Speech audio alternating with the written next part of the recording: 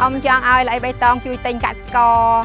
ឲ្យបានច្រើនគ្រប់គ្នាឲ្យកកសប្បាយចិត្តទាំងអស់គ្នាបាទហាងលៃបៃតងគឺជាសហគ្រាសសង្គមដែលយើងមានគោលបំណងជួយដោះស្រាយបញ្ហាជីវភាពរបស់កសិករគឺយើងប្រមូលទិញនៅបន្លែផ្លែឈើអាហារកែច្នៃផ្សេងៗហ្នឹងយកមកលក់នៅក្នុងហាងលៃបៃតង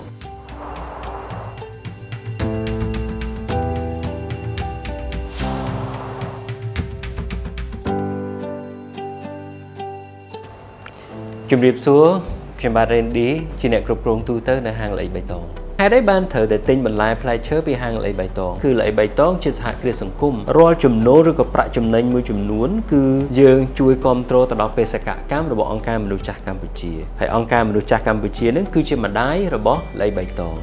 យើងកាន់នៅគោលជំហរ3ទី1គឺក្នុងស្រុកទី2ស្រស់និងទី3មានសុវត្ថិភាពក្នុងស្រុកនឹងត្រង់ន័យថាយើងកាន់នៅគោលជំហរគឺបន្លែផ្លែឈើនោះត្រូវតែផលិតនៅក្នុងស្រុកបាទគោលជំហរទី2មានន័យថាស្រស់រាល់បន្លែផ្លែឈើទាំងអស់គឺយើងអត់បង្កកទេបាទទី3សុវត្ថិភាពមានន័យថារាល់បន្លែផ្លែឈើដែលយើងប្រមូលទិញហ្នឹងគឺត្រូវតែជាបន្លែផ្លែឈើដែល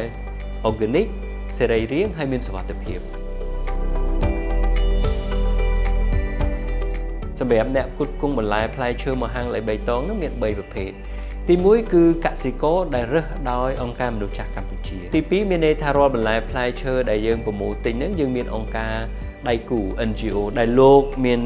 កសិករគំរូឧទាហរណ៍ដូចជា Caritas ដូចជាបន្ទាយស្រីជាដើមបាទទី3កសិករដែលលោកដាំខ្នាតធំយើងប្រមូលទិញក៏ដែលគាត់ដាំខ្នាតធំឲ្យច្រើនទាំងនោះប៉ុន្តែលោកគោរពទៅតាមស្តង់ដារសុវត្ថិភាពជំរាបសួរបងប្អូនទាំងអស់គ្នានាងខ្ញុំឈ្មោះអឹមកុនថេនៅភូមិព្រែកក្តៅឃុំព្រែមឯកស្រុកឯកភ្នំខេត្តបាត់ដំបងកាលដែលខ្ញុំអត់តាន់មានអីបៃតងខ្ញុំលក់បានថោកពេលរបស់អត់មានក្នុងទីផ្សារបានថ្លៃទៅពេលសបោទៅលក់ទៅមានទាំងអស់គ្នាថោកទៅនាំគ្នាដាំអានឹងដូចគ្នាអត់មានឆ្លាស់ទេបាទខ្ញុំសូមជម្រាបសួរខ្ញុំបាទឈ្មោះសិនស៊ីវនឿតនៅភូមិកំពង់សមាសង្កាត់វត្តគរក្រុងបាត់ដំបងខេត្តបាត់ដំបងខាងលៃបៃតងហ្នឹងគេទិញក្នុងតម្លៃសមរម្យមួយដែលយើងអាចទទួលយកបានអញ្ចឹងបើមិនជាយើងលក់ទៅនៅកន្លែងផ្សេងគឺគេអត់គិតពីរឿងគុណភាពបន្លែទេ